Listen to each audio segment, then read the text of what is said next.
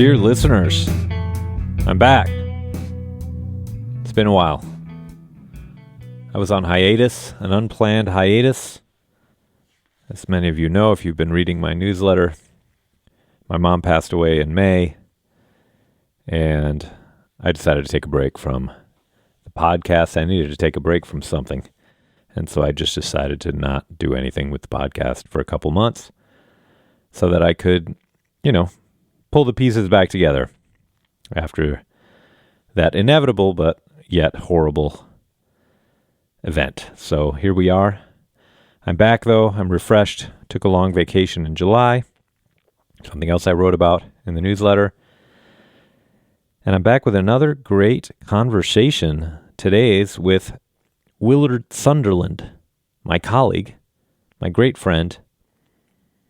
Willard is the Henry R. Winkler, not that Henry Winkler, not the Fonz, but a different Henry Winkler, one very famous here at the University of Cincinnati. The Henry R. Winkler Professor of Modern History at the University of Cincinnati. He's the author of a bunch of stuff. He's super prolific. He's got a couple single-authored books. So most recently, The Baron's Cloak, A History of the Russian Empire in War and Revolution, published by Cornell University Press in 2014. Before that, he wrote Taming the Wild Field, Colonization and Empire on the Russian Steppe, also from Cornell in 2004. He's got various edited volumes. He's got a bunch of articles. He's just constantly working and writing and researching and getting stuff done. He's also just a fabulously interesting person with an incredible life story. And in this episode, we cover there's two halves to the episode. The first half covers what Willard had just done when we recorded this. We recorded this back in the fall. But Willard had just gotten back from sailing across the Atlantic Ocean in a 32-foot boat from Lake Erie down to New York City, up the Atlantic seaboard, and then across the North Atlantic to Finland. The original intention had been to go to Russia, go to the Black Sea, but that was derailed by the horrible war going on in Russia. But he made it, and he was back, and I was dying to talk to him about that. So the first half, we talk a lot about this trip. We talk about the ins and outs of how you do such a trip, how you get your boat ready, how you survive out there on the sea. It's all incredibly alien to me. It's one of my worst nightmares to be stuck on the high seas in a small boat. I would be puking my guts out relentlessly on such a trip. So I was fascinated, and he told me all about it. So that's the first half. By the way, I know you know what 32 feet means, but to visualize it, think about the distance between the penalty spot on a soccer field and the goal line, and then stick a sailboat in there, and you'd still have a few feet to spare. Put 3 guys on it, and then sail it across the North Atlantic. I mean, it's totally bonkers. Absolutely and utterly bonkers from my perspective. I would never, ever do this unless it was the only way to survive the apocalypse. And even then, I might just be like, it's not worth it. Let's just, take our lumps. Anyway, now there is a historical tie-in, which is that Willard embarked on this trip following the route, essentially, of John Quincy Adams, who'd made the same trip back in 1809. And he talks all about that, what John Quincy was doing and his times and the similarities between their trips and so on and so forth. It gets really, really fascinating. But that's just the first half. The second half, we talk about Willard's becoming a historian and some amazing stories from his experiences in the Soviet Union in the 1980s as an undergraduate on a Soviet fishing boat. After that, working as a translator. Just amazing stories. And so if stories about the high seas are not your cup of tea, you can jump ahead. You can always look on the description of the podcast. I have an outline there, and you can jump ahead to where you want to go. I highly recommend listening to this on either some sort of app, the Apple app, or Spotify, or the Substack app, and not on the web, because then you can easily save your place and take this in chunks. It's a pretty long conversation, but I think all of it's really worth your time. And one last thing I'll say about Willard before I shut up is he's just the kindest person in the world. I think I mentioned this in the Jeff Zahler podcast, but my kids call him Willard Claus because he always comes back from Russia bearing gifts. And he played a huge role in bringing me to the University of Cincinnati. He was not only on the committee that hired me, but actually he welcomed me and my wife to his home when we came to visit to decide if we wanted to come here. And that visit with Willard and his wife Betsy and my great colleague Wendy Klein, former colleague now at Purdue University, and my colleague Barbara Ramasak, they were so kind and so warm and so welcoming that the moment we walked out of there, we were like, oh yeah, I think we could totally live here. And that's Willard. I think you'll hear it in his voice in our conversation. But more importantly, you're just going to hear these fascinating stories. I think you're really going to enjoy it. So with that, here is my conversation with Willard Sunderland.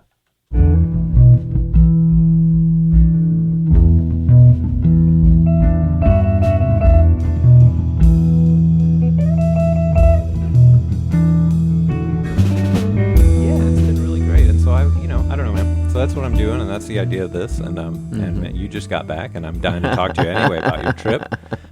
Right. So no, that's fun. So I'd love to. Good. Yeah. So I'd love to have kind of a. I'd like to talk about all sorts of stuff. As I said, I love to talk about but let's start with the trip because my God, it's so cool, so interesting. So can you just start by saying, I have a lot of questions about how it came into being, but maybe just describe exactly what was the route from where to where, and how long did it take, and then I'm going to ask you some other stuff about it. Okay, all right. Well, the trip was a great undertaking, ultimately played out to about 4,500 to 4,600 nautical miles. Oh, God. Because we moved the boat through a whole variety of interconnecting waters. My home port is Port Clinton, Ohio, which is on the western end of Lake Erie, not too far from Toledo. And we ultimately finished the trip in the city of Kotka, which is in eastern Finland, about 20 miles short of the Russian border. And to make the huge distance between these points, we moved first across Lake Erie to Buffalo. Then, passing through Buffalo, we reached the beginning of the Erie Canal at Tonawanda, which is now part of a greater Buffalo area. We took down our mast, because you can't sail a sailboat with the mast up through the canal, and carried the mast on the boat. And we moved across the Erie Canal, some 300 or so miles, to Troy, New York, which is on the Hudson River, just north of Albany. Then we entered another watery zone of the Hudson River, and we descended the Hudson to the tip of Manhattan Island, beneath the skyscrapers. Yeah. Then we rounded the tip of Manhattan and went up the East River, which connects to Long Island Sound, excuse me. And we moved then through Long Island Sound, up the Atlantic seaboard to Boston. And Boston was the starting point for our true ocean travel. I mean, we were on the ocean prior. Long Island Sound is indeed the ocean, but we were always hugging the coast. Yeah. Beginning with Boston, we made our plunge into the bigger water. And the original plan, following the route of John Quincy Adams, which is, I know, something we'll talk about more, who served as the first U.S. ambassador to Russia, I had anticipated all along that we would leave Boston, and our first landfall would be Kristiansand, Norway. This is southwestern Norway. And that was our intention upon leaving the city. But we ran into trouble. We had to make a repair. And the most sensible place to put in to make that repair was St. John's, Newfoundland. Oh. So by this point, we had reached the Grand Bank of Newfoundland, this famous traditional fishing ground. And we were, broadly speaking, within the zone of John Quincy's itinerary. But we had to divert and go in to make this repair. We stayed in St. John's for 3 days, and it was really from there then that we leapt across the Atlantic. Hold on. And, Now, how big is the boat? The boat is 32 feet. Okay, so It's not a very big I know the vessel. pictures are Yes, incredible. it's a small boat. And there's three of you. A crew of three. My friend Tom Laurie was captain, by far the most experienced of us as a sailor. He had already crossed the Atlantic several times on small boats. His twin brother was also on crew. His name is Chuck Laurie. Wonderful, also very technically adept guy. Also a lot of sailing experience, not quite as much as his brother, but he is a glider pilot, very astute student of the winds and of weather more generally. Also has a real engineering mind. By comparison, I'm less skilled and less technically adept. But obviously, I was very excited about the voyage, and I was a big part of putting it together. But at any rate, the trip from Newfoundland, St. John's, Newfoundland, to Kristiansand ultimately took us 37 days. Oh my gosh! across the Atlantic, and then arriving in Kristiansand, we began a kind of return to the sailing we were a little more familiar with, broadly coastal sailing, because we were never that far from land, even though we were occasionally out in big water. We moved from Kristiansand, Norway, around the great peninsula of Jutland, which is the main land of Denmark. Denmark is a country made up of a myriad of islands. Jutland is that great peninsula that kind of sticks out from the top of northern Germany. You have to make your way around Jutland to enter the Baltic Sea, and we did by passing through this other city that John Quincy called on, which is Helsingør, Denmark. It's at the very tip of the island of Öland, not Jutland, so beyond Jutland, and it's where things really, really narrow to a pinch. It's on a small strait facing Sweden, and you pass through there, entering another body of water called the Sound, that then leads to Copenhagen a little further south, and ultimately the opening to the Baltic. We passed through there, made a big bend again to go northeast, and we ultimately sailed through the Baltic Sea to the Gulf of Finland. Wow. And then down the Gulf of Finland towards Russia, but ultimately stopping short at the Finnish border in Kotka. So when you put it together, we pass through all these different bodies of water, each with their own rhythms, each with their own, you might say, navigational challenges, each with their own histories, but all interconnected to create this watery path from the Midwest of the United States to the edge of a kind of broader Eurasia. That's so cool. How many days was it from Boston to Newfoundland? Right. So that was about 5 days. 13. No, 13 days for us. We routinely encountered, regrettably for us, contrary winds, and in a small sailboat, especially without much fuel capacity. We have I have an engine on this boat, but we don't have a lot of fuel capacity. We can't run the engine a lot because we can't resupply with fuel without calling on ports. And of course, our ambition from the start was to not call on ports. So we had to be very conservative about conserving fuel. And that meant that when the winds aren't in your favor, you can't really make up the time. You have to just work with the winds that you have.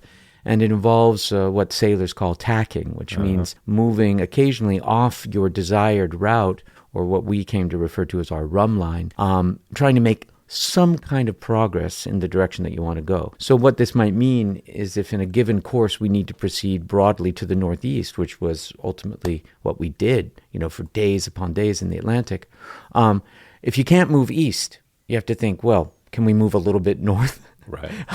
We'll take a little bit north and then try to build up a little bit of eastern movement when the winds shift. What you're hoping against hope to avoid doing is going directly backwards because that's a little demoralizing. Sure. But it ultimately produces a dynamic that involves a lot of zigzagging and a lot of extra time. And that's why our crossing took even more time than we expected, and certainly a lot more than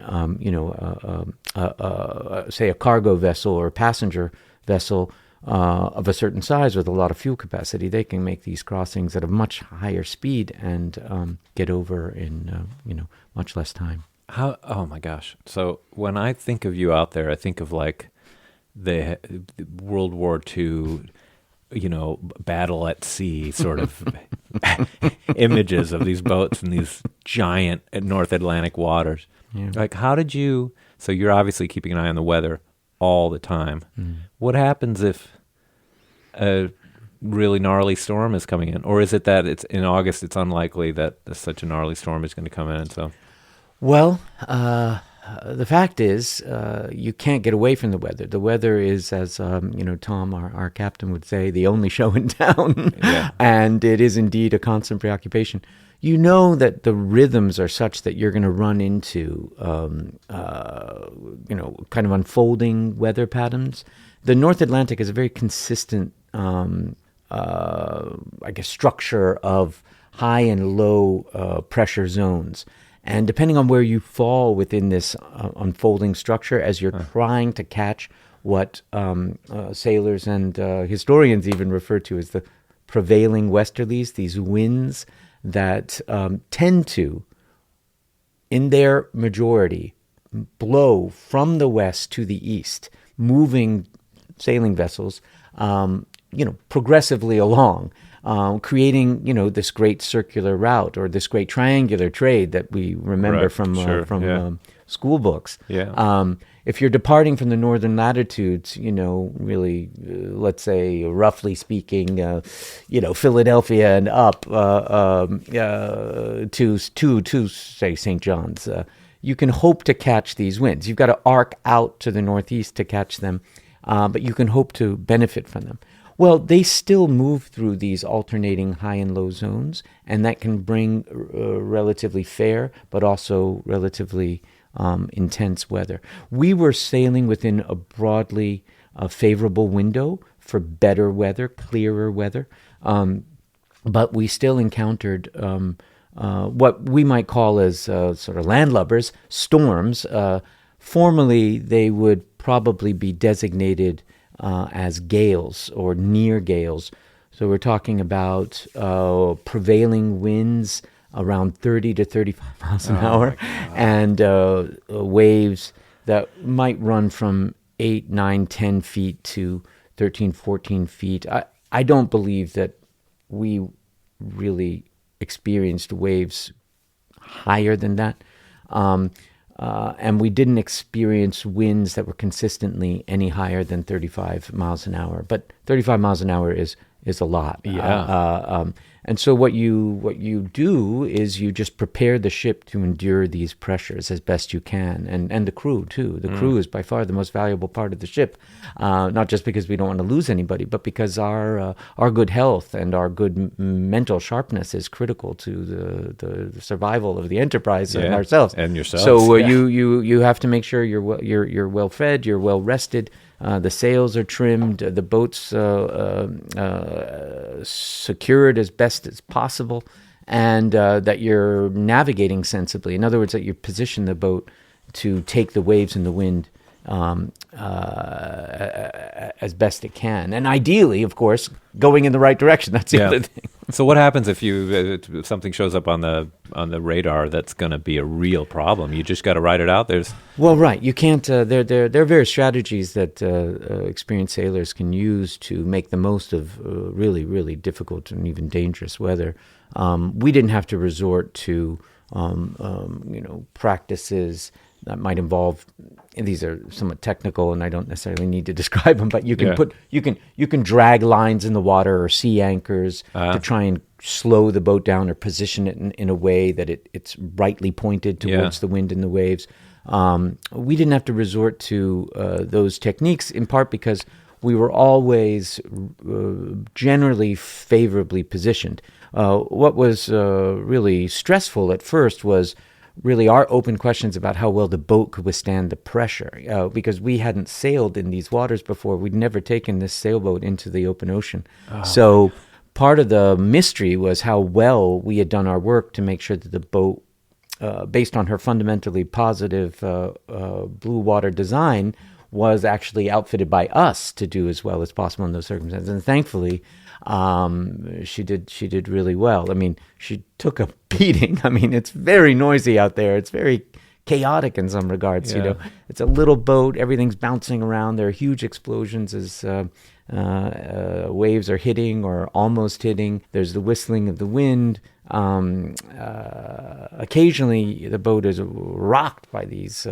I guess we might call them rogue waves, or waves that are a little out of the pattern that you gradually get used to in a gale. And those can be very unnerving. You're not quite sure what's happened. You're not sure whether something's been wrested from the boat. Most of the time, you're riding out this kind of weather in the cabin. You're not outside. You're not doing anything to steer the boat. You've sort of set the boat to effectively steer itself. And we had installed a self-steering mechanism. It's a very ancient technology, adapted over time, of course, and improved with all kinds of, you might say, enhanced technique. But fundamentally, a very ancient tool that allows mariners at sea to not constantly stand at the helm, to not constantly hold the wheel or the tiller. So we had installed this wind steering system that would always, in effect, steer by the wind. And that meant that in the prevailing wind of the gale, we could be relatively confident that the boat would always point where it should. Yeah. We had to pay attention, and if there was any shift, we had to do something about it. But ultimately, it meant that we didn't have to be out in the cockpit, exposed to the fury of the moment. We could be in the cabin, staying as safe and as dry as possible. But it was still stressful. You can't outrun these things. One of the great, dangers that sailors often face is the temptation to try to steal ahead of a storm or get out of its way. Oftentimes you can't quite do that. In fact, you're better off sitting still and letting the terrible stuff go over you, because it's moving quite fast. Yeah. And out there in the middle of the ocean, obviously, there's nowhere to run anyway. Right. You can't make the distance. Our boat was moving at a maximum speed of 6 miles an hour, roughly 6.5 miles an hour, 6 knots. So that's roughly 6.6 miles an hour, really. A knot is a nautical mile. A nautical mile is slightly bigger than a regular old terrestrial mile. Slightly longer, excuse me. So we're not moving terribly fast. These gales are passing over us. The whole systems are passing over us at a clip that might be 3, 4, 5 times faster than that. So how are we going to get out of the way? We really, practically speaking, should be just hunkered down and as best prepared as we can be to withstand the thing until it moves on. Oh my gosh. So, okay, wait. So now the boat. Tell me about the boat. So you guys prepared the boat. Is it your boat? Did you buy it? You bought the boat for this purpose? That's right. So with this idea. So all right. So let's even back up a little further. Where'd the idea come from? When did you?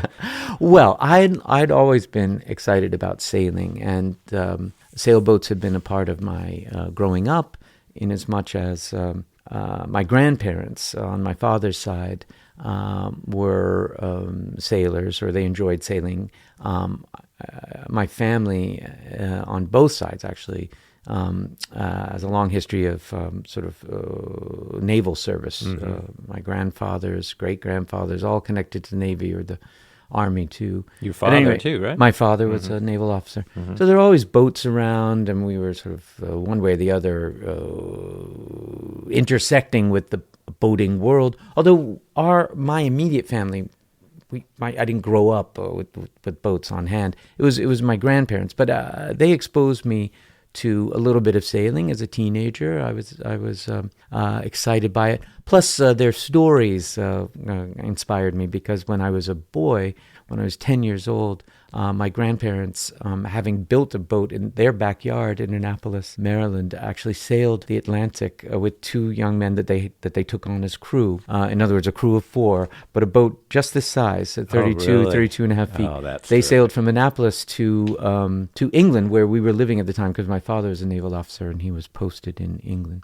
So I still recall as a boy making our way to southwestern England, where they had arrived on the sailboat. And even though I didn't understand at all the rigors and challenges, not to mention the expense and time of putting together a trip like that, it lodged in my mind as something that I wanted to do, or I sort of looked up or towards doing. So when was this? This was when I was a boy, so I might have been 8 or 9 years old. It would have been I'm born in 65, so this would have been early 70s. Yeah, okay. 73, 74. Right. Yeah, 73, exactly. Okay. So at any rate, I didn't otherwise spend too much time around boats, but I always had this idea that I wanted to. I met Tom Laurie as a Cliftonite, a neighbor here. Yeah. And we became friends. He's an avid sailor. He introduced me to some of the obvious technical requirements of sailing and boating in general. And it was really from that experience that I realized that I wanted to try to put together a big ocean journey of my own. I started by buying and enjoying sailing a smaller sailboat here on the Ohio River. And then one thing led to the next, and I bought this 32-foot Bayfield, which is a Great Lakes boat. These are boats that were built in the 70s, I think through the very, very early 80s, on Lake Huron. So the Canadian-built boat, but designed to withstand big water. These are cruising boats. And I made the decision to buy this boat, anticipating that this would be the boat for a big ocean journey. I didn't exactly know which journey. I knew I wanted to try to get to Russia if I could, but I didn't know exactly how I would put that together.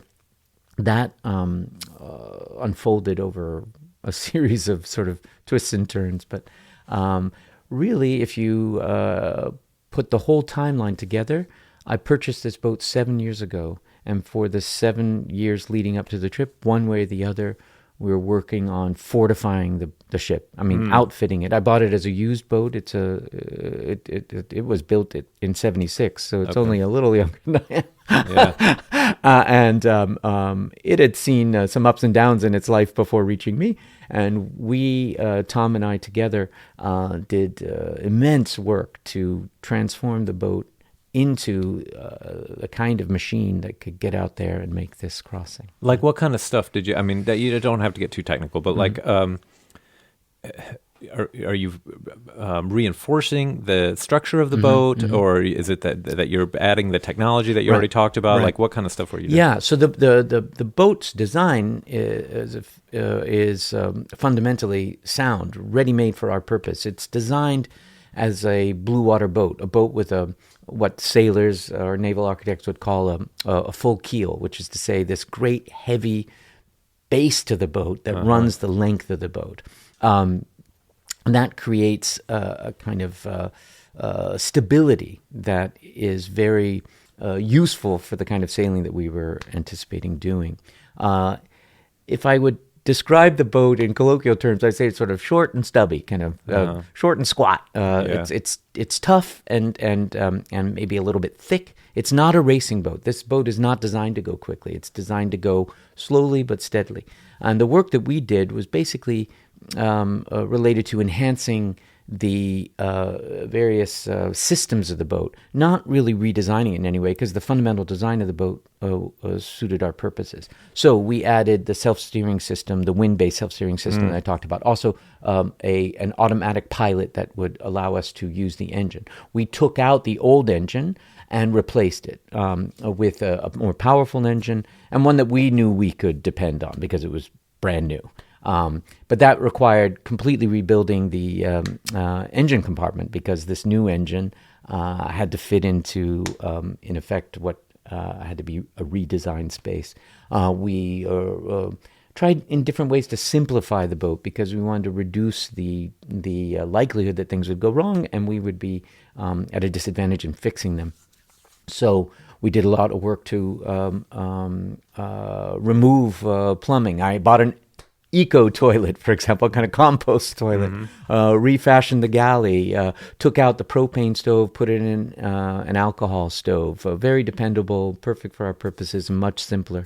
Bought new sails, I put on new standing rigging, what sailors call standing rigging, all those steel, today in this day and age, stainless steel cables that hold up the mast and hold up the furlers. Oh, that's the other thing I should mention. We installed a series of sail furlers that allowed us to, in effect,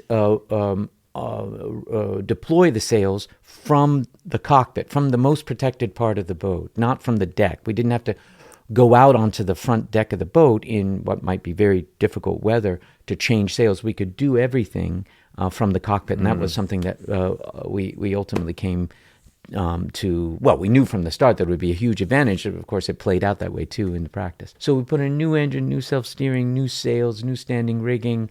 We fortified the galley and the broader cabin, I'd say, to make it the kind of place where you could sort of ride out bad weather, hold on to things a little bit better.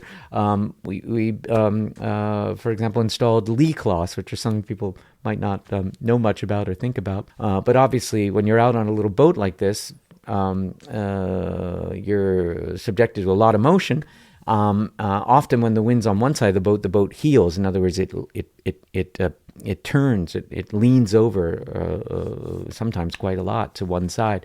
To make sure that you're snug in your bed, you need to be sort of held in, and these lee cloths are designed to help you bundle up. Basically, they're almost reminiscent of a kind of stationary hammock type construction, if you can imagine. Yeah. So they take a certain sort of planning. You get them into place, and then when you have to bunk down, you crawl into your bunk. You basically tie up the lee cloth around you and use just about anything you can to fill in any open space, like, for example, a pillow or maybe a bundled up sleeping bag, to really create that wedged in feeling. And then you can usually get at least a little bit of sleep. Yeah. So we did all kinds of improvements, from something that, you at first blush you might not think has to be done, but ultimately was critical to our well-being on board, the lee cloth, to things like the new engine. I mean, but all that work, and of course we were trying to sail a little bit throughout. The boat was, for at least what I think was ultimately the better part of 3 summers. We couldn't put it in the water because we were doing so much work on land. And of course, we're driving 4 hours up there to Lake Erie each time. We've got our complicated lives around this big project. We couldn't always get a lot of time away. Things necessarily sort of played themselves out. Yeah. But I have to say, there's nothing like having a great goal before you to keep you going. And it was in part the expectation and the enthusiasm for this trip that kept us focused and tied to doing the work. So. Wow, that's amazing. So wait, I have a very specific question. Then I want to. How do you do the sleep? So obviously somebody needs to be awake, right? Paying attention at all times. Do you have a schedule of? Right. So I think what you find in most cases is you work out a series of watches so that you're sharing responsibility for the boat over a 24-hour period. There are 3 of us. We resorted to, I think, a very tried and true system of a series of 4-hour watches. So you're 4 hours on. In other words, for 4 hours, you are the primary guardian of the boat. It doesn't mean that everybody else is completely checked out. Right. Somebody might indeed be trying to sleep. You can always wake somebody up. Obviously, in the first instance, our captain, who is by far the most sort of knowledgeable sailor on board. But you are the primary guardian of the ship, and you're sort of attuned to the way the boat is working in those hours. But then you have 8 hours off where you're not the primary person, you're assisting. Then to make sure that you don't repeat the same 4 hours, because no matter what you do, you can't escape the weight of our diurnal rhythms. Yeah. And you're just always more alert during the day than the night. And so to make sure that we spread out the nighttime watches or the deepest nighttime watch. You introduce staggered 2-hour watches in the evening. They're called in kind of sailors' parlance dog watches. And so the day would go something like this. Let's say a watch is from 12 noon to 4 p.m. That's a 4-hour watch. Then you do two-hour watches from 4 to 6, 6 to 8. Then 8 to 12, 12 to 4 in the morning, 4 to 8 in the morning, 8 to 12. And then by the time you get to the following evening, the dog watches intercede again, those 2-hour watches, and you rotate the sequence of watches. In effect, you're never following from one day to the next in exactly the same watch. You're always shifting along. So what it meant is that we had what amounted to 3-day rhythms, basically, right? So what I came to realize for me was by far the hardest watch was 12 to 4. I mean, midnight to 4 a.m. Sure, you're largely expecting to rest, and instead you're required to be alert. So by using this system in which we relied on the dog watches to constantly move us along, you ended up with that 12 to 4 a.m. watch once every third day. Okay. Right? So that's how we handled this issue. But the truth is, you're never sleeping too terribly much on a small boat in the middle of the ocean. It's just hard to get a good rest. Sure. But this watch structure allows you to look forward to at least some time when you're less on call, I guess I'd say. What are you paying attention to when you're awake and you're watching? When you're on watch, you're paying attention to wind speed, wind direction. You're always looking at how the boat is sort of working. That means paying attention to the lines that are holding up the sails. You want to make sure they're not chafing, they're not rubbing against, say, the standing rigging in a way that would ultimately weaken the line. Line is the word that we use for ropes on a boat. You're looking at some of the metal fixtures that are helping to connect, let's say, the standing rigging, holding it up, or different metal fasteners that are integral to the furling system for the sails. So you want to train yourself to look at these very small details to the, engineering of the ship, to look out for wear and tear, to look out for extra pressure. And when you see something come undone, then you have to, work quickly to reinforce it or undo it and redo it better. So that's what you're really paying attention to. Out in the big ocean, there's no real traffic to worry about. You're not navigating in the sense that you're trying to work around coasts or land in any way. Yeah. As you get closer, though, or as you enter a shipping lane, you have to pay attention to other boats around you, and of course to islands, and then in time for us the big coasts. Yeah. And that's more fraught. It's actually a different. There's a different stress. There's the stress of the big ocean, that sort of big, you might say, emptiness. I mean, it's not really empty, but in our imagination, you can think of it as empty because there isn't the presence of land and there aren't other people. But it's different than the stress of approaching a coast where you run into the traffic of other boats, not to mention the dangers of sometimes being too close to an inhospitable coast, with bad weather. So. Okay, so you get this boat 7 years ago. You're working on it for years. When is it the moment you figure out the trip you want to do? I mean, you want to go to Russia. You're a Russian historian. Right. Is there a moment when you figure out, what is this going to really look like? Well, I was very excited about a trip that would allow me to I know it sounds sort of corny, but almost sort of celebrate my affection and attachment to the country. I mean, I've been studying Russia and going there back and forth for all my adult life. Since I was in college, when I began to study Russian, and I was an exchange student in Moscow in 1987.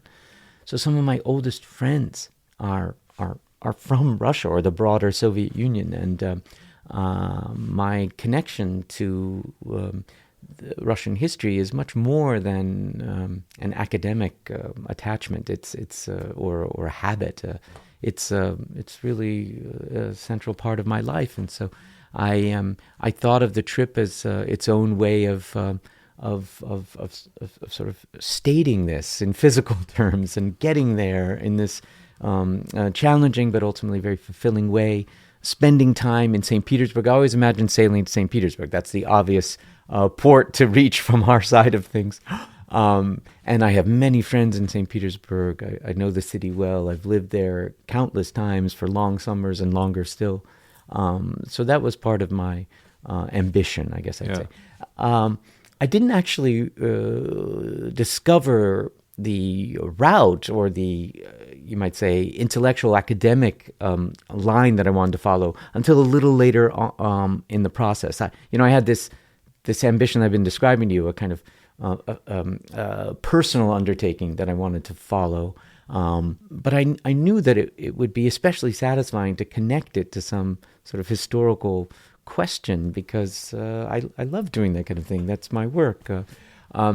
And in time, reading about different voyages, following sort of maritime history of the North Atlantic, which I always knew one way or the other would be the great body of water I'd be dealing with, I encountered this voyage, the voyage of John Quincy Adams, who served as the first U.S. ambassador to Russia.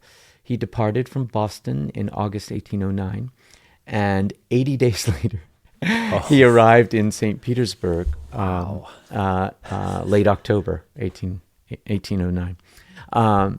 He was a prolific observer of his own affairs, which is to say he was an avid diarist, also a relentless letter writer. So John Quincy offered his own very personal view of the voyage in many, many details.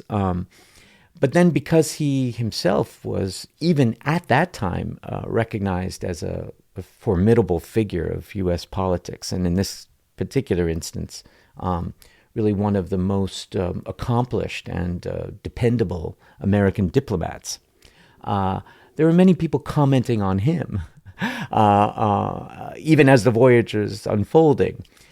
So what I quickly found, which is a special delight of historians, is not just an interesting story, but also all kinds of documentation on the trip. Some of it quite personal from him, some of it just that a little bit removed, but very close still, the accounts of the trip from other people in his party.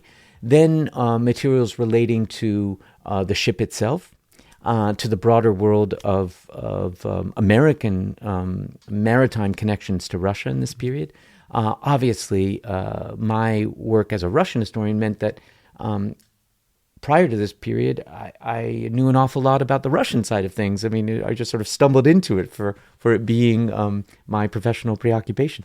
So I knew a little bit of how the Russian government was looking at this building diplomatic relationship, and I knew where to find the Russian materials that would inform a Russian perspective. So this gradually unfolded. I started with a sort of passionate idea to just sail the waters to get to Russia. Then I realized that I would bring a special energy to the project for it having this sort of intellectual dimension, historical intellectual dimension. And then I found the trip that really inspired me. In part, it inspired me because it was a hopeful trip. It was a trip that was premised on building a relationship. And I realized too, as I thought about it, that I myself am a kind of product of that trip. I mean, I am a participant in U.S. Russian relations. My whole life has been structured by this relationship. In some regards formally, because in different ways I've been supported by U.S. Federal money, in different kinds of grants. But I've also been subjected to the highs and lows of this relationship, benefiting from the good winds of a good moment in U.S. relations, also being challenged by very difficult times, one way or the other, always influenced by the atmosphere. And look at this trip. This trip was designed in my head anyway, as a celebration of my attachments to Russia and sort of propelled by this desire to get there, to be in St. Petersburg, see friends and colleagues. And I couldn't even go. I couldn't even go. I had to reconsider things and stop short because of the pressures of our time. Yeah. So in some ways, what would you call it? A kind of guide for my trip. John Quincy's voyage, this voyage that I myself was kind of shadowing or pursuing, was a wonderful tool for me to really think about my own work very broadly. Yeah. And those forces that support my work, those forces that sometimes push against it, that undermine it even. Ultimately, it proved to be a very, not just personally satisfying or undertaking, but a sort of intellectually meaningful undertaking for me. To be this close to a historical question, a question of how the relationship came together and was structured at the start. Oh, wow, that's really, really, really great. So, are you writing a book about this? Yes. Yeah. So I'm now already beginning to put things together.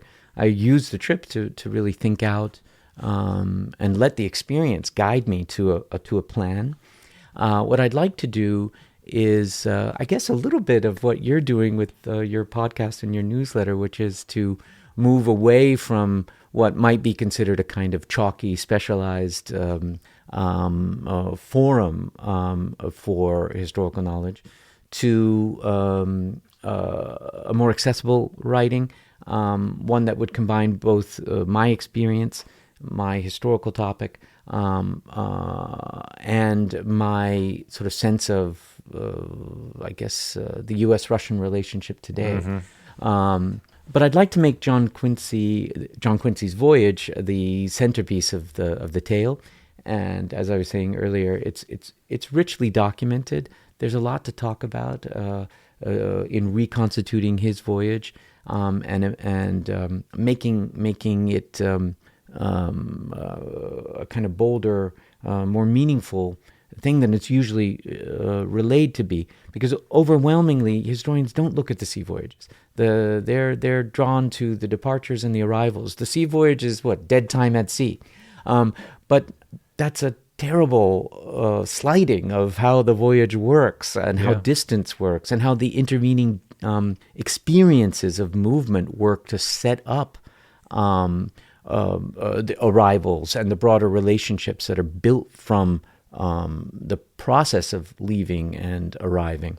What I was sort of experientially drawn to see. I mean, I was drawn to see through my experience was how much the time at sea mattered to really thinking about where you're going, and then all the intervening stops, how they influence the broader relationship between these spaces and between the cultures in those spaces. So I want to make all of that integral to the book. John Quincy is a major figure of the American past. He's a president. He's got his own presidential historiography. Sure. But there's very little attention to the fact that his voyages were ultimately, they helped to constitute not just himself as a person, but the relationships that he was helping to build between the United States and different European powers. I can imagine if you took you 80 days to get over there, by the time you got there, you're like, I better get something done while I'm here. That's right. There's a little bit of that. Yeah. Yes. And kind of surrendering to the vicissitudes of time, to the uncertainty, to the dangers. All of that factors in. And, for me, it was very meaningful to realize for being there, for being in that slow, uncertain movement, how much the intermediary spaces mattered to the success of the voyage and to the ultimate shape of the relationship between Russia and the United States. What we overlook in our time is the fact that this bilateral relationship that presumes a straight line between, I don't know, Washington and Moscow, or between America and Russia, was never a straight line over the great sweep of the connection between these two countries. It was a zigzagging line, the line that I followed across the ocean and then through the intervening waters of the North Sea, the different smaller seas that then lead to the Baltic and the Gulf of Finland. And John Quincy's passage through these spaces profoundly affected him, helping to set up the way he thought of the connection between Russia and the United States, and ultimately how it affected those relations. The Baltic, the world of the Baltic, was absolutely critical to the way in which the United States and Russia intertwined for the better part of 150 years. Short of being on a boat and moving slowly through those spaces, it's very hard to appreciate that, because now we skip over it in a moment. Course, we don't reflect on it. So that was very meaningful to me to have this sort of touchstone to his experience. It helped me see something and feel something that I think I would have missed, even if I'd been prepared to understand it intellectually.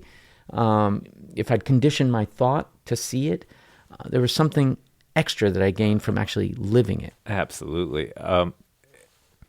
Did he know anything about sailing?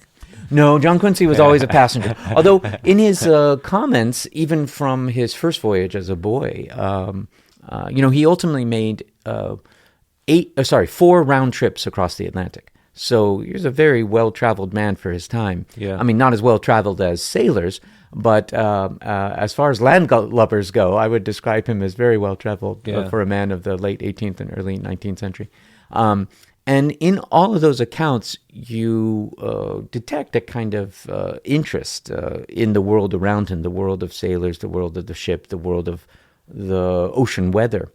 And you can tell an increasing familiarity, or perhaps power of observation as he gets older. By the time I'm following him, he's in his early 40s. This will prove to be his last round-trip voyage. And his onboard persona is, I would say, a little more observant of the details of life of the ship, though they still factor less than the details of his mind, his wandering thoughts. He was an avid reader. He accounts for his reading on board. He accounts for some of the relationships on board. But he does offer some perspectives on the running of the ship, which are interesting.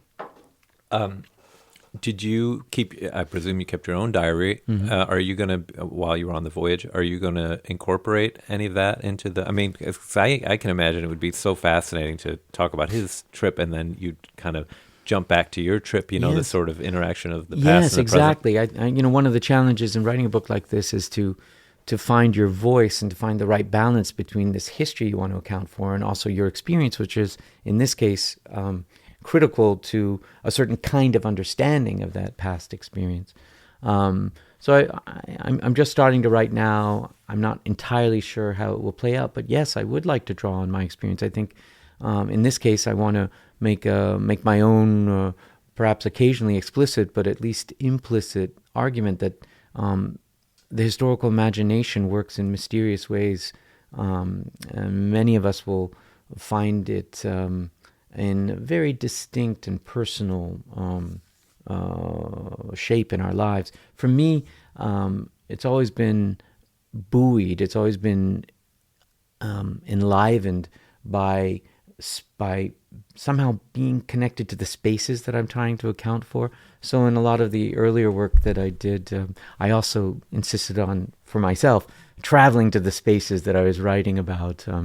For example, now this terrible war in eastern Ukraine and the sort of northern shores of the Black Sea, where the intense frontline fighting is going on. These were areas that I knew very, very well when I was a graduate student, because I was writing a history of the colonization or kind of incorporation of these territories into the Russian Empire in the late 18th and through a kind of century of settlement in the 19th century. So I for my own purposes, traveled a lot in those spaces, and that informed the way I wrote about them, and I did that too with other projects. So I realized that this is obviously something that I, even without necessarily thinking about overtly, kind of put at the center of this this book, and I do want to make sure that I include that without hogging the tale. I don't want it to be so much about me. I feel actually somewhat self-conscious in that regard, even though I'm enjoying speaking with you about the trip. I am interested in making sure that John Quincy's voyage, or this broader historical experience, is leading my tale. But I want to also share with any interested reader my excitement for following along as closely as I could at a 214-year remove. Mm-hmm. You know, that there was something special that I gained from traveling in his wake, rather than just, following him from the land. Yeah. Following him at sea meant something, so I need to figure out a way of getting my own sea experience in there. And the truth is, there are many, many connections. I mean, a lot of his writing alludes to the weather, because that is effectively the only thing to write about. Right. I mean, short of dynamics of the crew. It's sort of like, well, what's going on? And his apprehensions about the weather. I mean, if you read my accounts of my own experience, that's also the overwhelming share of what I'm writing about. Mm-hmm. So finding some way to connect our two experiences would be meaningful. And what's also interesting, I should share this with you. Obviously, we are closely chronicling our own progress, sometimes to our great dismay, because we're not making much of it. Well, John Quincy is also chronicling his progress, and also constantly frustrated that they're not always moving terribly quickly or in the right direction. So he, very helpfully for me, recorded his geographical position, his coordinates of longitude and latitude, based on, I'm sure, readings given to him by the captain and the chief mate. And so I can actually see with a certain sure imprecision, but nonetheless, I can see broadly where he was, and I can see broadly, I know where I was, and I can see where our paths come very close, where they slightly diverge. Because as I was telling you, my route wasn't exactly his, but there are some places where I see exactly what he's seeing. I mean, the first sighting of land, our first sighting of land and his crossing the Atlantic, exactly the same. Exactly the same. And his wife accompanied him. She has some reminiscences of the voyage. And then two young men who were part of a small entourage that he was taking with him to work, in effect, as his secretaries or assistants. They also left fairly detailed journals accounting for the journey. There were other members of the party. I haven't yet been able to detect any writings left by them, but I'm hopeful that something might come up. At any rate, these basic writings, John Quincy, Louisa Catherine, his wife, and then these two young men that were part of the group, they allow a fairly close description of this particular voyage. And then I have a number of other accounts of like voyages that can help me fill in perhaps some blanks. What I'm struck by is, while they do allude to the ship, they don't describe the ship. And, like, for example, you asked me about how people sleep. Yeah. How do you do? None of that. The other obvious question is how they eat. None of that in John Quincy's diary or anybody else's from the group. How do they go to the bathroom? A very important question, not addressed at all by the Adamses and their entourage. So I've got to figure out a way to get these things into the story too, because they're critical to the voyage, even though they're not accounted for in these materials. Yeah.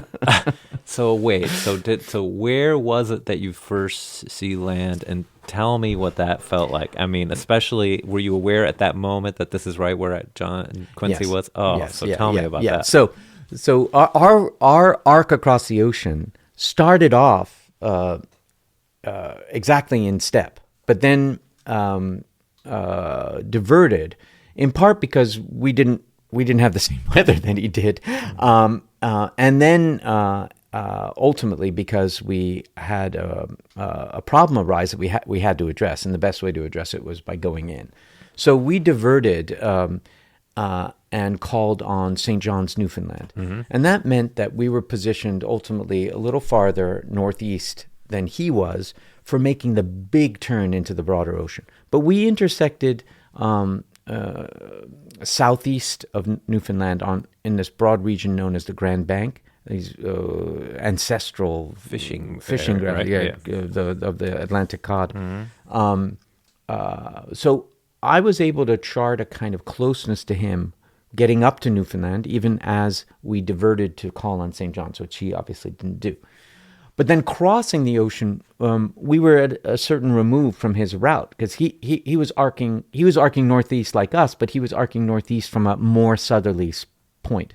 But then we intersected because we ultimately were taking the same route, the same course around the top of Scotland into the North Sea, across the top of the Orkney Islands. If you can imagine Scotland, the great headland of Scotland, it sort of dribbles out into a series of islands. The first group of them are known as the Orkney Islands. Then the Shetland Islands are above them. Okay. There's a passage between, a channel, broadly speaking, between the Orkneys and the Shetlands. And that's the route that all the Yankee shippers took as they moved from the northeastern coast of the U.S. To northern Europe. They went, according to the parlance of the time, north about. They crossed over the north of the British Isles. And John Quincy was cutting up to this point, slightly southeast of us, but we ultimately intersect right as you approach the Orkneys, the northernmost Orkney Islands. You run into scattered rocks, basically. And they recorded them, and I saw them too. And I knew, of course, that I was going to see them because, and he did too, because his captain was very experienced. He had made this route several times, and they had charts that accounted for these lands. So they were expecting to see land, and we were. And I record the same sighting that he and the two young men who also left writings also record all on the same day. They see the outlines of Rona Island. You can find it on the map. Look for it sort of west of the Orkney Islands. That was the first land, a bump of land in the North Atlantic that we saw from about, I would say, 10 miles off, which was roughly his distance. I think he was seeing it from a slightly different angle, but the same view. And today, this island is not inhabited. It's largely home to birds. Yeah. But at different times there was a small population. At any rate, it was the first sighting of land, and it was momentous because it was a harbinger of things to come. I mean, you knew that if you saw this island, you were going to see other islands soon. And after that, we reached our great basic waypoint, the waypoint that we set for ourselves upon leaving St. John's, which was Fair Isle. Fair Isle is the northernmost of the Orkney Islands. It's in this great channel that I was describing between the Shetlands and the Orkneys, and you pass alongside it as you make this course round about the top of Scotland into the North Sea. And shortly after passing Rona Island, after getting through some winds that weren't terribly favorable to us, we ended up passing Fair Isle and entering this channel. And after that, we knew we were largely home free. We knew that the next land we would see would be the coast of Norway. Did you have a celebratory drink or what? Well, I think there was a little beer left by then. Yeah.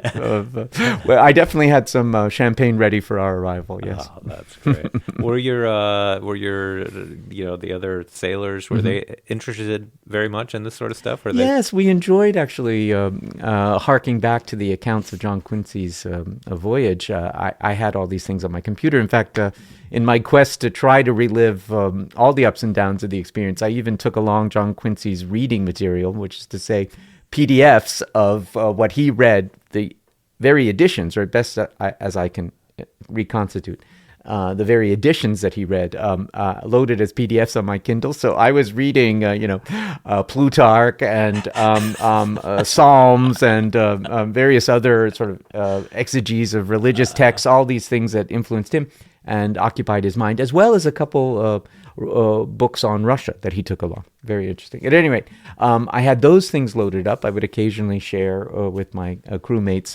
the excitement of some of my reading material. Yeah. But then I also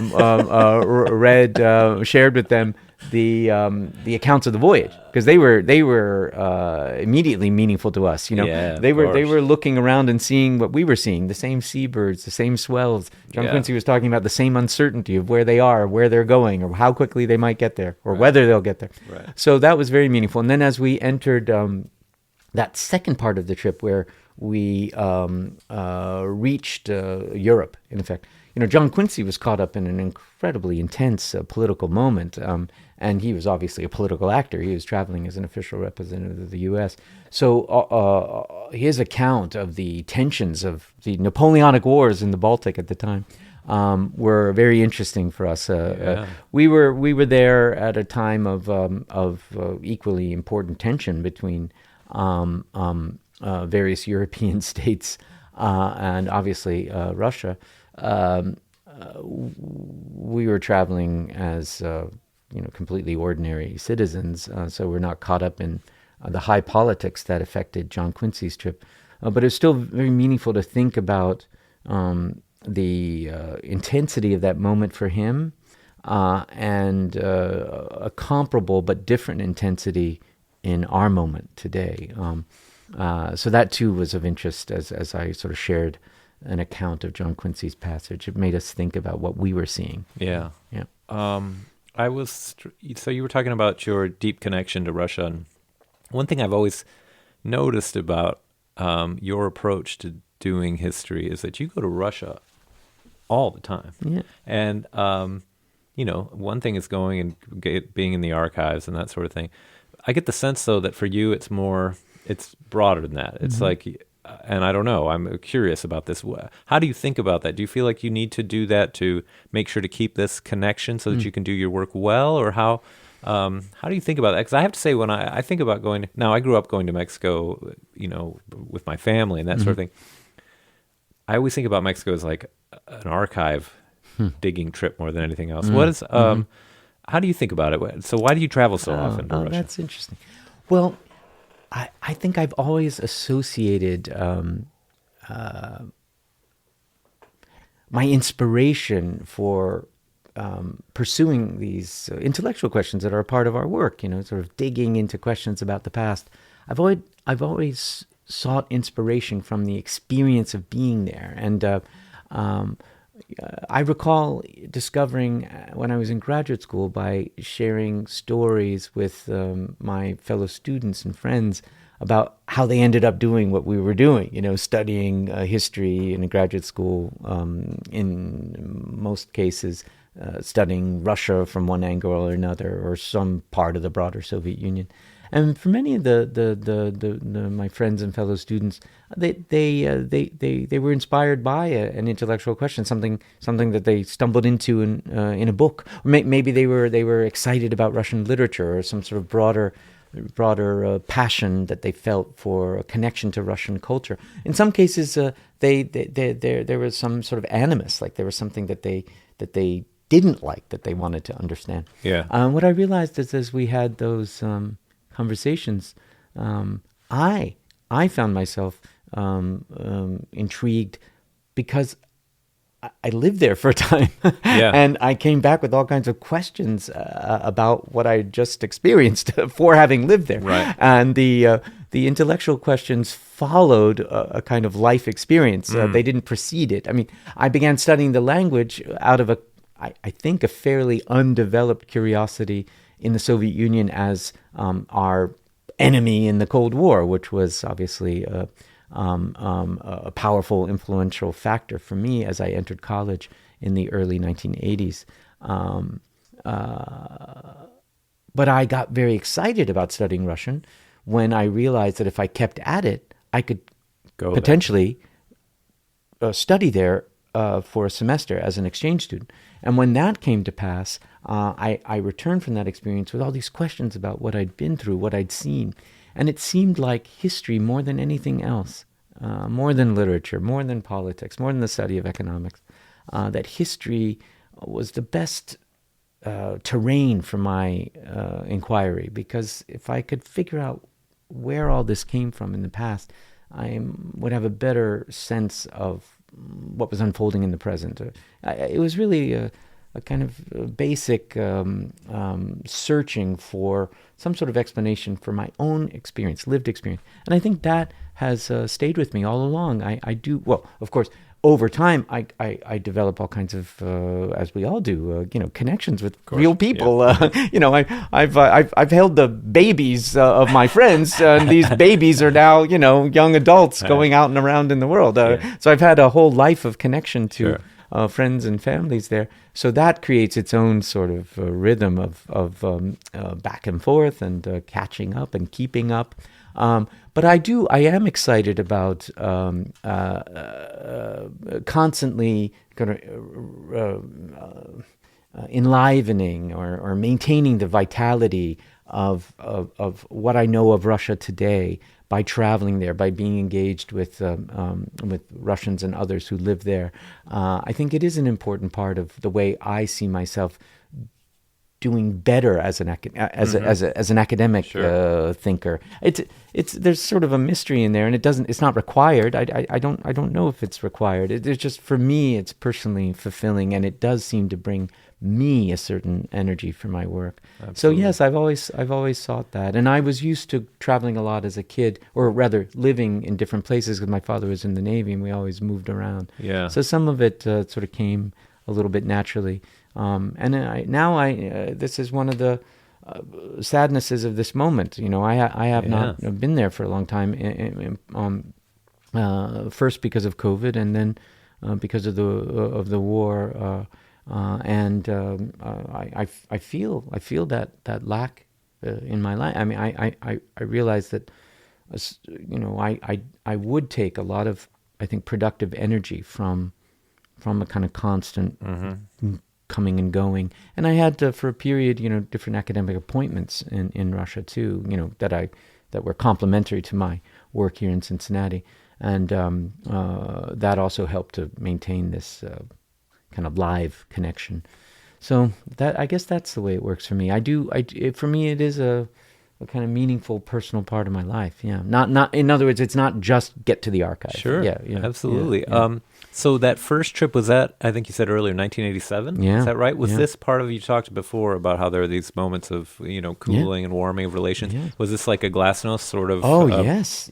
I mean, the story of how I ended up in that student exchange is a remarkable little moment in this broader story of how high-level intergovernment relations can affect, very small histories. Uh-huh. So I was studying Russian at UPenn as an undergraduate, and UPenn was a great place to study Russian because some of the folks involved in the program there were very closely connected to a small but active organization that was involved in student exchanges and faculty exchange or graduate student exchanges with between the U.S. and the USSR.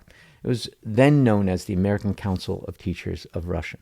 And I learned as a first-year Russian student that if I kept at it, I started college in 1983. Mm-hmm.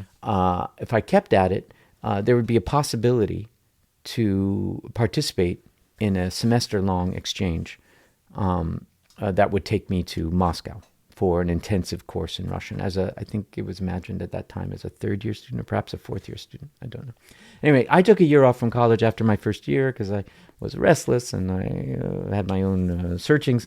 But I came back and I was very focused, and I resumed studying Russian and was especially excited about this prospect of perhaps qualifying for the exchange. You had to apply. There were only a few slots. This entire structure of exchange, which now we might take for granted as something that universities do between each other, was controlled by interstate agreements between the United States and the Soviet Union. Well, when I applied and went through the process, there were at most, I don't know, 20 undergraduates from the U.S. qualifying to go on this program. And there was one other program at the time that was also open to me. And as I recall, I did apply to that as well. It was run by CIE, Council for International Educational Exchange. And that sent young Americans to Leningrad, which is now St. Petersburg. But the ACTR program, the American Council of Teachers of Russian program, sent students to Moscow. Anyway, I applied to both of these. They're both equally small. Maybe like 15 students from the entire United States qualify. Okay, so I applied. And now I'm trying to reconstitute my memories here. I don't want to misstate things, but I'm absolutely certain that I did not get into the CIE program. I was simply rejected. Like I didn't make the cut. Right. Okay, you take these tests and so forth, and you have some sort of interview. Didn't make the cut. Okay. But, ACTR, that was sort of the home program. Or at least a program that my language courses had been closely attached to because of the faculty involved. Mm-hmm. And guess what? I was waitlisted. Oh. So, close, but no cigar. And I spent a couple of weeks thinking, oh my God, all this time, this is what I wanted to do. I dimly recall even talking with profs about whether I should try to postpone my graduation maybe so I could apply again. And then what happened? Against the backdrop of warming relations between the United States and the Soviet Union, associated with Gorbachev's time in power in this period that we now describe broadly as perestroika, which means restructuring, or Glasnost, which means openness. The two governments agreed to show their goodwill by, in the first instance, in addition to agreeing on nuclear warheads, slightly expanding the channel of cultural exchange. And they agreed to up the number of students that could go back and forth. And they dialed in quickly to the groups that are involved in structuring these exchanges and said, well, you can bring over more people. So as I'm bumming around wondering what I'm going to do with the rest of my life, or at least with the next semester, I get this call. That's amazing. I get this call saying, well, you know what? Schultz and Shevardnadze just signed this agreement in Vienna or God knows where, allowing us to expand the number. And, you're on our next list, so you can come. Can you believe it? Amazing. So it's just one of these totally freaky things. Totally. So from sort of down in the dumps, waitlisted type, I was miraculously lifted by a turn in geopolitics to a participant in the student exchange. And that really did change my life because upon coming home, I was full of all these questions, and in searching for how I might answer those questions, I realized I wanted to study history. I wanted to have a connection to the Soviet Union. In my time, as I was considering these big things before me, what to do, how to spend my life, as all young people do, if I wanted to maintain a connection of some kind to the USSR, there were really, at that point, even as things were opening up a little bit, there still seemed to be only two really obvious paths. One was government service, and the other was academia. Mm-hmm. And I don't even know how sharply I was thinking about these things, but I knew one way or the other I needed to know more about the place. So I knew that I wanted to go to graduate school. So one thing led to the next. Wow, that's amazing. I love that. There's just total so many serendipity, stories. right? Yeah, just these stories where your whole life just turns on just right. Well, that's why you always have freakish. to take a go at things. Absolutely. And you always have to retain a little bit of optimism for the way the world works. Sure. A little bit. I mean, even though things can be hard and there can be a lot of doubt and a lot of bumpiness on the terrain before you. You got to hold a little bit of hope that something's going to come your way. Well, you never know if bad luck is good luck, right? Well, that's right. Yeah, there you go. There you go. Exactly. Wait, so tell me about going to the Soviet Union in the 80s. I mean, do you remember arriving there and your initial impressions? I mean, God, that must have been incredible. It was, well, I think I came home with so many questions because this was the first place, despite having compared to a lot of people, a pretty mobile and international childhood, because my father had different postings in different countries, and we moved as a family, and we traveled in between. I'd spent most of my life in Europe, and one way or the other, there was some sort of touchstone to the world that I knew as an American kid, and this was my first exposure to a society that, outwardly anyway, seemed to be structured on an entirely different model. I remember arriving in the Soviet Union. There's no advertising. They're just giant political posters. There are stores called milk or stores called meat. There are only a few cars. Most everybody seems to be wearing the same thing. Not a great variety in style or dress, at least to my, at that time, very uninformed observations. And there seemed to be a very stark contrast that I came in time to really thrive on between a kind of closed and dour public presentation or social affect to this incredibly warm, diverse, lively interior world, or the private world of families in their apartments and their dachas and all the rest. And I was intrigued by that as a young person. It felt like I was unlocking a kind of mystery. I had or was learning enough of the language to begin deciphering some of this outward coding. And then because I was able to live there a little bit longer and benefited from people who'd been there before saying, "Oh, call this person, try and find this person," I benefited also from a great enthusiasm, interest in the U.S., because the U.S. was a very exotic place for Soviets, most of whom never traveled there, and only knew it dimly through its representation in official media, which was overwhelmingly politically slanted to tell the worst possible stories about the United States. And people were well aware of that, certainly, right? Yes, right. And they had their own criticism, but they filled it with a kind of romantic representation of the U.S. that was also wildly off the mark. Right, sure. And I was coming with my own preconceptions based on a lot of the media presentation that was a part of our world at the time, which obviously differed in as much as I think there's no question the United States media terrain was more open than that of the Soviet Union in the early 1980s.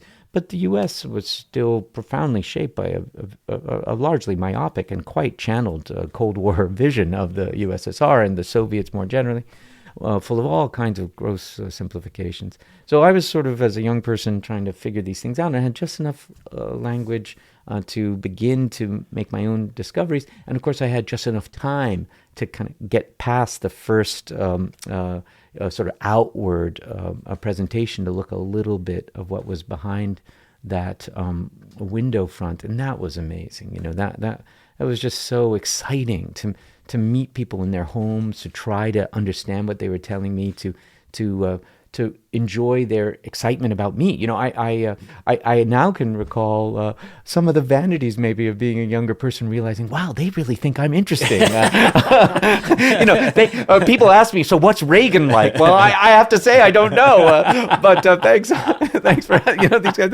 It was one of these intense little moments. But I realized that was something that I recognized over time was special about that moment, the moment that I lived in as an exchange student, and many of the students that I met later, or people who became my colleagues in the field, but who were kind of entered the field a little bit later, when some of this romance had peeled away, and the relationship was at once more open and less interesting, and maybe uglier in some regards. I mean, the Soviet Union was not a pretty place. There were a lot of things terribly, terribly wrong with the Soviet system, and there was a lot that was terribly, terribly wrong about the U.S.-Soviet relationship. But it provided this structure, and within the structure, there was room for an awful lot of what I would call kind of public diplomacy between individual citizens, Soviets and Americans.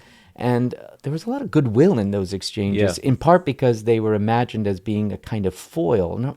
Well, sometimes a foil, but certainly as this other track of connection between the two states, separate from the fact that they were staring at each other through, these vast nuclear arsenals. And that informed the intensity of the relationships that I was stepping into, even as a college undergraduate. And I realized how formative that was for me. That I had my own sort of romantic moment, I guess I'd say, and through a lifetime of studying the country and the culture and all the countries and cultures that intersect with it, I obviously now feel like I have a more informed view. But I'm still grateful for this sort of naive introduction. Yeah. Really, it was meaningful to me. Yeah. It gave me its own necessary shaping. Yeah, you reminded me of in the 50s, the U.S. tried to put these propaganda movies into theaters in Mexico and other parts of Latin America. It had them made in Mexico, where there was already it was kind of the biggest film industry in Latin America. There was already a lot of experience with creating propaganda. Little news, what do you call them? Newsreels, Right. by the PRI. And but the hilarious thing is when they would show these things in the 50s in the theaters, the crowds would always recognize them like instantaneously because they were so used to the bullshit that they were already seeing. And so I was just thinking of how, the people become quite sophisticated, yes. right, to this sort of thing. Oh, yes. And then if you can actually talk to another just ordinary human, it's like, it's incredibly fulfilling, exciting. Yeah. Well, right. Many of my Soviet interlocutors, as I recall them from the time, they were excited to ask me the questions that they couldn't possibly ask, an official Soviet representative, some guy from the party or some fellow from their, I don't know, university if they were students. But they also enjoyed kind of letting me in on their secrets, because we were all participating in a certain charade. Out there we wear our brown coats and we keep our heads down and we stand in line and we wait for our sour cream. Inside here we show our full colors, we talk warmly, we embrace, we stick a finger at the party, and frankly we curse the Americans too, if we have to, but not in that staid politically correct or propaganda correct way, but with real human passion. Way. Yes, Totally. Yes.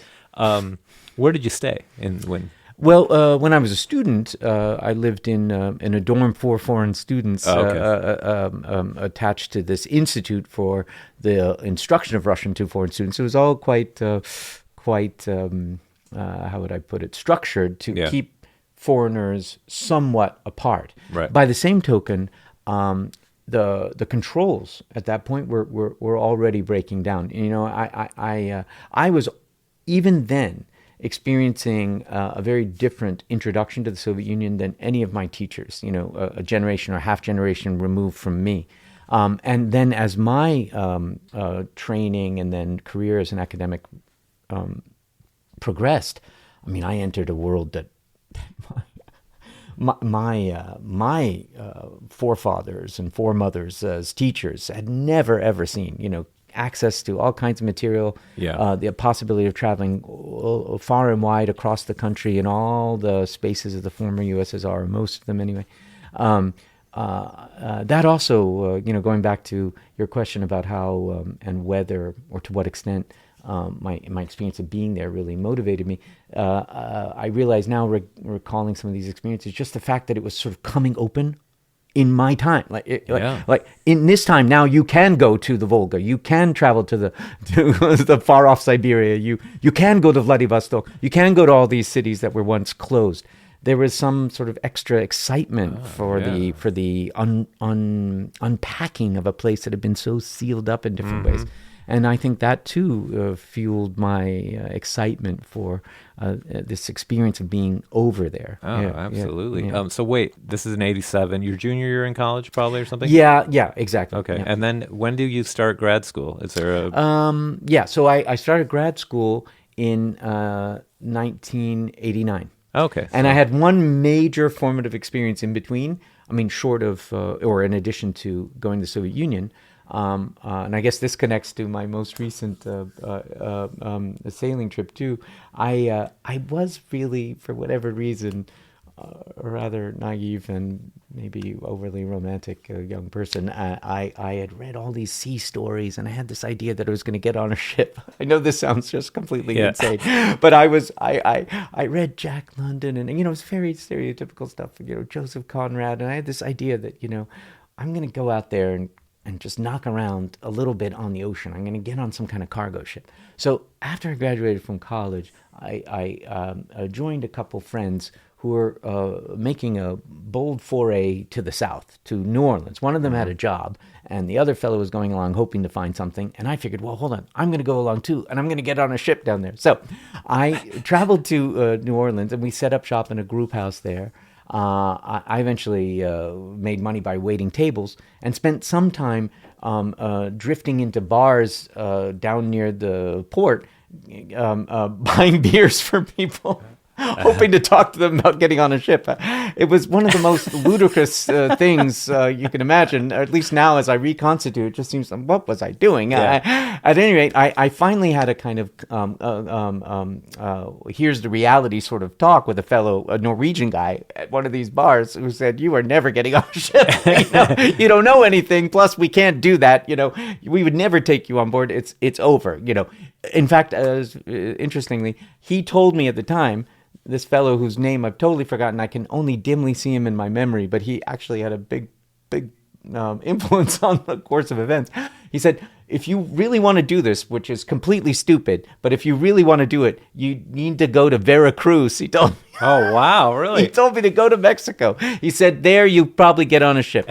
You probably can get on because the unions aren't as intense and the bosses aren't, they're going to make some kind of allowance for you, whatever. So I had this in my head when I got a call out of the blue from a friend of mine who was working at that exchange organization.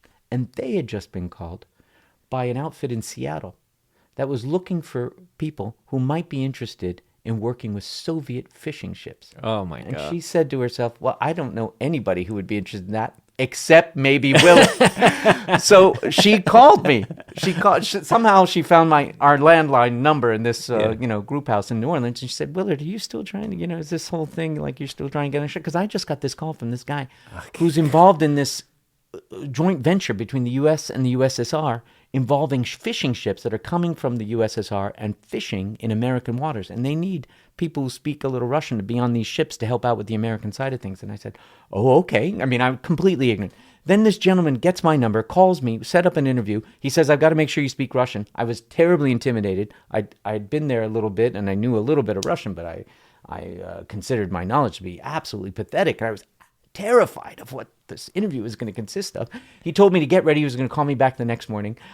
I crammed to try to remember the proper endings for genitive plurals and various other complexities. And then the phone call comes at, I don't know, like 8 or 9 in the morning, New Orleans time. Well, no, it couldn't have been that. It must have been a little bit later in the day for him. But at any rate, he called me and he said, so hello again, this is so-and-so, and now we're going to switch to Russian. I said, he said, are you ready? I said, well, I don't know, I guess so. And then he says to me in Russian, what's your name? And I said, I thought it was a trick question. I just said, Willard. And he said, okay, that's good. He said, how's the weather in Russia? And I said, well, the weather's pretty good. And he said, okay, great. Let's go back to English now. I need you out here in 2 weeks. Oh, my God. Yes. He was not even remotely interested in the genitive plural. He could have cared less how much Russian I knew. I was a warm body, and I was going to sign up to be on this ship. And that led to an incredible experience because I worked on these Soviet ships as the representative of the American side of the joint venture for 6 months. And I inhabited this intense language laboratory in which I was on the ups and downs of the ship, talking Russian all the time, dealing with the ship, but also being the kind of communicator, the bridge with these American boats that were working with the Soviet ships out there. And that experience really solidified my interest in somehow having this connection to the world of the old USSR, that led to graduate school. So it was while I was out there that I committed myself to my applications, and then when I got back to shore, I applied and soon ended up in school. My God! So wait, what a story! What was it like on the boat hanging out with these guys, a bunch of Soviet sailors. Yeah, it was intense. Well, that was a much, much bigger ship than my sailboat. This was a 300-foot industrial trawler. And in fact, in all kinds of places, these ships would set their own nets. So just imagine the scale of the net if you can picture a 300-foot ship pulling a net. This is how the ocean is cleared of fish. So in other waters, in other fisheries, there would be arrangements that allowed these ships to set their own trawls. In this case, because the American side was interested in making sure that there was employment for American fishermen, they arranged a different system. The Soviet ship sailed over, and these ships were from Far Eastern ports. My ship was from the Far Eastern Russian port of Nakhodka, which is near Vladivostok. They sailed across the Pacific to catch fish in the broad economic zone of the U.S. In most cases, the fishery unfolded along this broad continental shelf, maybe 20, 30, 40 miles off the shore, depending on where we were. But rather than setting their own trawls, the American side of the arrangement found local fishermen who agreed to sign on to work with the Soviet trawlers. And the American fishermen in smaller boats, 80-foot, 60-foot, 90-foot boats, they're still pretty big, at least compared to my fishing boat. My sailing boat. But still nowhere near as big as the Soviet trawler. They would set the nets. And then at sea, they would transfer the fish to the Soviet ship. And then the Soviet ship would reel in this giant net and process the fish. So you were asking about life on board. Life on board involved constantly intersecting with all kinds of different people. The captain, the officers. I was treated as an officer because my formal designation was the American representative because I was representing the American side of the joint venture operation. And this was a new thing. It hadn't been done before. This was itself a product of warming relations, perestroika. So I lived with the sort of officers, and my closest connections were with the young mates who were roughly my age. These are the captain's assistants, junior officers really on board. I was, 22, 23 at the time, and they, the youngest of them was probably 25, 26. So we were broadly the same age, and we quickly fell in with each other. But I also got to meet, guys work in the deck, guys work in the factory, the engineers who were running the giant engine room of the ship. I really had the women who worked principally, not exclusively, in the galley. There were women on board this ship, in a crew of 70. I believe my ship had a contingent of 9 women, and that was true of all the Soviet ships in the fishery. It was a very special experience. I mean, you've probably heard of what is it called, the Stockholm syndrome, where you sort of adjust to the culture of your captors. Well, I became thoroughly Sovietized in this brief period for living with in this intense foreign environment, and in fact, I found myself in all kinds of funny situations for that. As I dealt with the American fishermen, because of course I'd see them too occasionally. I was talking to them all the time because we were on the radio arranging these transfers of fish. But they were also engaged with the Soviets in this weird economic bargaining because they knew that there was something mysterious going on in the ship when it came to counting the size of the catch, estimating the size of the catch. And they weren't terribly informed about the entire mystery of the Soviet planned economy, but they knew that the whatever estimate came up for the amount of fish that had been taken on board would probably end up to be roughly right. In other words, even if the estimate were grossly wrong, there was something at work on the ship to make sure that they ended up being paid for what had been estimated, because what they didn't know is that the form of accounting for the fish was very inexact, and the guy in charge of the factory had to make the numbers look right so that he didn't get into trouble. Right. But they didn't even have a weight on this boat. So I found myself in these constant interchanges in which if I seemed to be representing the Soviet side by saying, well, there's not that much fish in this net, I was instantly accused of being a commie who'd lived with the Russians for too long. I had to defend my American credentials to the fishermen who were convinced that I'd gone over to the other side, even though they were trying to work the other side for their own benefit. So it was one of these amazing little moments in my life. My dad was in the Navy. Oh my God! What an experience! That's amazing. It was wild. I have to say, it was very strange. I've since met a couple of people in my broader sort of peregrinations in the Russian studies field who also had this experience. But it was, again, very special, very specific to that time. It was a product of perestroika. It was also a product of the last heyday of industrial fishing on this scale. I mean, I was an unknowing participant in the true destruction of the ocean, this kind of industrial scale fishing. Yeah. I remember, one of the more meaningful conversations I recall from that time was with the other American who was on board, a representative of the U.S. Fisheries Service. On every one of these foreign ships, and the Soviets weren't the only foreigners working in U.S. waters at the time, there was a representative of the U.S. government, this fisheries biologist, who was on board to make sure that only the designated fish of the fishery were being caught. And other fish or animals that came up, other animals that might come up in the catch, say crabs, that were identified as prohibited species, they had to be removed from the catch. They couldn't be processed.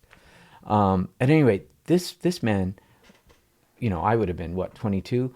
At that time, I mean, he looked at me like an ancient fellow, which means he's probably 40. Yeah. Anyway, I remember talking to him. He had been out on these ships. He'd been on other ships, too, over the preceding years. We were fishing for hake, which is a whitefish, a broad cod family.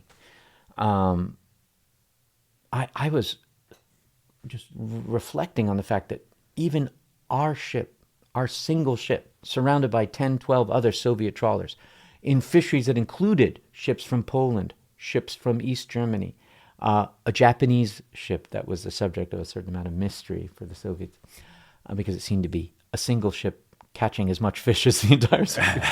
At any rate, all these ships were pulling up enormous amounts of fish, and I just remember asking this man, said, "Is this possible? Like, how can it go on?" And he told me, this is 1988. He told me, absolute conviction, "Willard, the biomass is just so enormous; it's endless. This is never going to end." And I realized now in retrospect, I was talking to a man from the Klondike, this Klondike moment. Like, it's always going to be here. This bounty will always be ours. Yeah. And very shortly thereafter, this fishery was closed. The fishery that I alluded to long before in our conversation about Newfoundland, the Grand Bank, that was destroyed even before this fishery. In fact, if anything, they just sort of reoriented the fire to other zones where they could keep fishing in the same grossly excessive and destructive way. And the Soviets weren't the only perpetrators. Obviously, the American government was completely complicit in this unfolding, but Americans too we have a long history of plundering our environment. It's one of the curious touchstones between our otherwise, in some ways, quite strikingly different histories. The Russians and the Americans, similar sense of a kind of endless territory that can be constantly, drawn from. Yeah, so that too, as I've grown older, it looms very large for me, that I saw this real wasting of the world, on a huge scale, and so much waste on the ship itself, not just the massive catches, but also how much of the catch was not used effectively. I bet. I always imagine that. Good God. It's kind of sobering, I have to say, sobering stuff. Yeah. Wow. Well, this is great. I mean, we've been going a while. Yeah. No, Shall we? We could wrap it up. Yes, and, of course. I'm so grateful for. It's so funny. You never really know where your mind's going to go in these wonderful conversations, and you find yourself falling through these trap doors, which Yeah. I did with your help. These are things I hadn't really thought about in a long time, I and love it's it. very It's enjoyable. fabulous. It's very kind of you to give me a chance to No, stumble Willard's around my great. head. And if this, let's see what happens with the podcast. But Yes. book comes out, have you back. Oh, talk, yeah. and Well, and I've I'd gotta love get to this talk thing about. out. We didn't even get to graduate school and that sort of stuff. I'd love to talk about all that, but Right. I think we got our fill for today. But anyway, well, great. Well, Willard, thanks so much. Super. This is wonderful.